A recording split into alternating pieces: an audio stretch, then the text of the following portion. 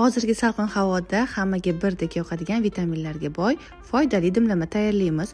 Qozonni qizdirib, dumbani parak qilib taxlab, ustidan go'sht, tuz, ziravorlarimizni sevib olamiz va ketma-ketlikda barcha sabzavotlarimizni solamiz. Sabzi, piyoz deysizmi, hammasini uyda bor masalliqlarni solib olamiz. Videoda ko'rib turganingizdek, kartoshkani ustidan pomidor, yana tuzlarni sepib, karamlarni solib, taomimiz yana ham mazali bo'lish uchun qiyma sifsellardan ham qo'shib dimlaymiz va oxirida behi qovoqlardan ham solib dimlaymiz. Go'shtimiz mazali xil pishishi uchun to'g'ri go'sht tanlashimiz kerak.